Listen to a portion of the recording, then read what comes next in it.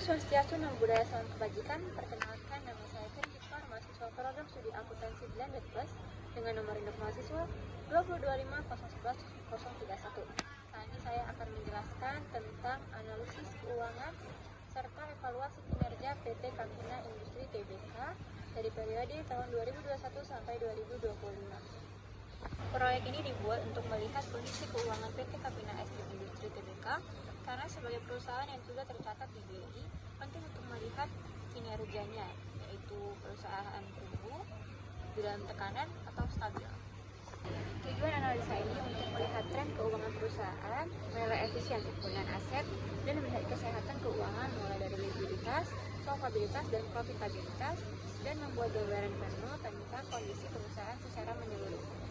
Metode yang kami gunakan ada 3, yaitu yang pertama analisis horizontal untuk melihat tren perubahan tiap tahun, yang kedua adalah analisis vertikal untuk melihat struktur laporan keuangan, dan yang ketiga analisis rasio untuk menilai kinerja keuangan perusahaan.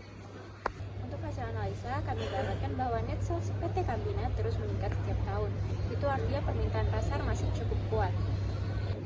Tapi di sisi lain, laba bersih justru menurun, mulai di tahun-tahun terakhir, yaitu 2024 dan 2025. Itu menandakan bahwa ada tekanan biaya dari biaya produksi dan biaya operasionalnya.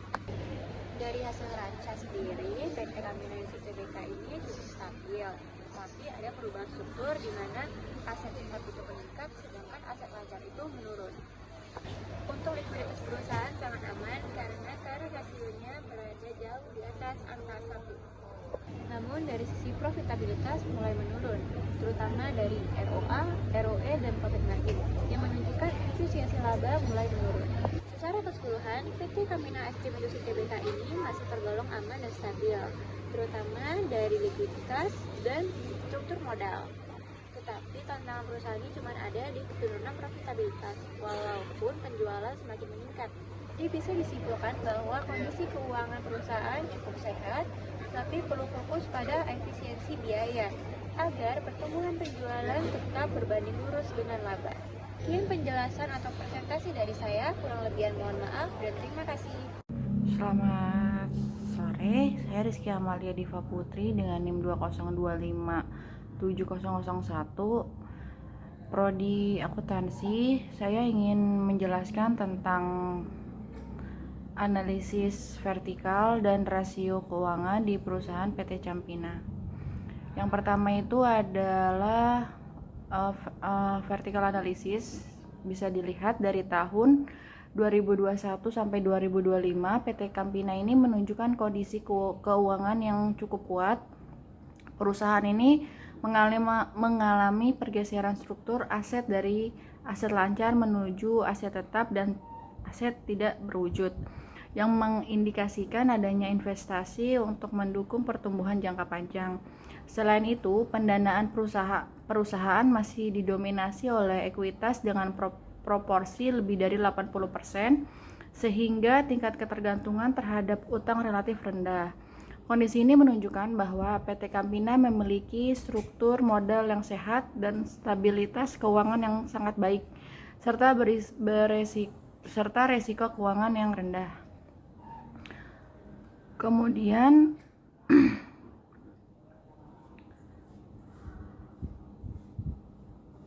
berdasarkan rasio likuiditasnya yang diperoleh oleh PT Campina ini menunjukkan kondisi keuangan yang sehat dengan kemampuan yang sangat baik dalam memenuhi kewajiban jangka pendeknya.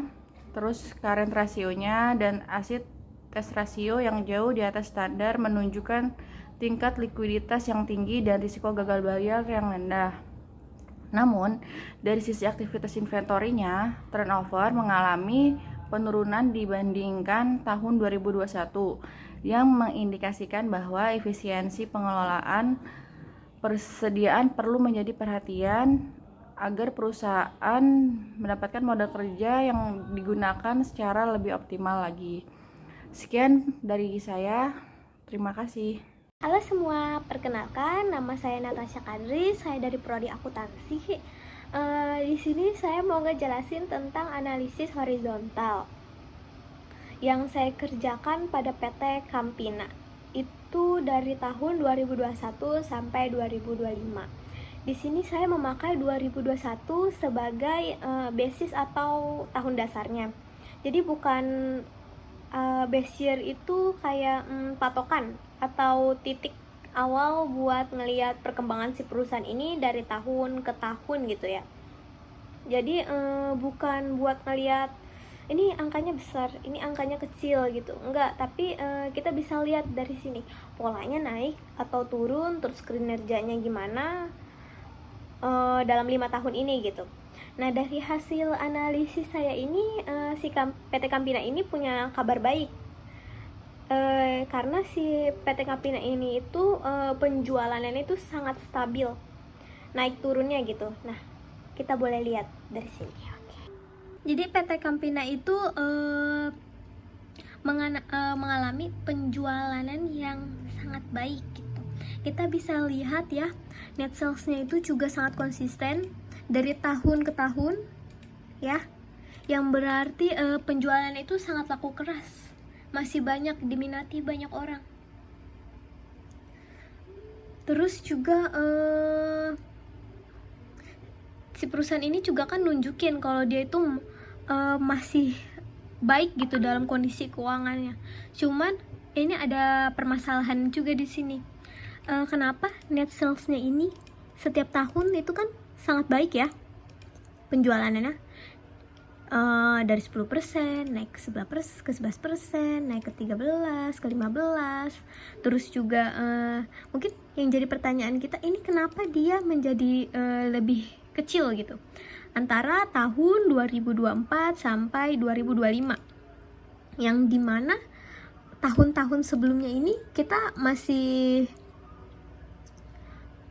sejajar lah ya. Cuman tahun 2024-2025 ini kita mengalami penurunan. Itu dikarenakan COGS-nya atau nilai produksinya gitu mengalami kenaikan juga. Jadi si net sales-nya ini mengalami kenaikan ada di tahun 2025 dan cukup konsisten, tapi juga nilai produksi atau cost of goods-nya juga mengalami kenaikan juga. Jadi kalau misalnya keuntungan, kita dapat untung. Jadi kalau kita dapat untung, keuntungan itu nggak kita pakai buat apa namanya? Buat operasional si perusahaan. Jadi itu dipakainya itu malah buat ini tombokan yang kurang ini, jadinya tombokan produksinya. Jadi itu yang membuat si perusahaan ini itu walaupun penjualannya naik, tapi juga bisa dibilang dia nomboknya juga lumayan gede gitu, si net profitnya ini. Kenapa pas saya mencoba buat sandingin data antara data penjualan sama data laba bersihnya itu, saya ngerasa kok ada yang janggal gitu. Ini penjualannya naik tapi laba bersihnya itu malah turun di tahun 2024 sama 2025. Jadi ini yang bikin analisa ini sangat penting gitu bagi perusahaan. Jadi kita tahu nih di perusahaan ini tuh apa yang nggak beres gitu. Terus juga di laporan keuangan saya bedah lagi datanya itu ternyata ya karena cost of goods-nya ada kenaikan biaya produksinya yang jauh lebih kencang dibanding perusahaannya, kenaikan penjualannya gitu. Jadi kayak si perusahaannya jadi nombok dong jatuhnya, dia lebih banyak buat biaya operasionalnya. Jadi ada biaya yang bocor gitu, yang bikin harusnya keuntungan masuk ke kantong gitu, jadinya dipakai buat produksi yang makin mahal gitu.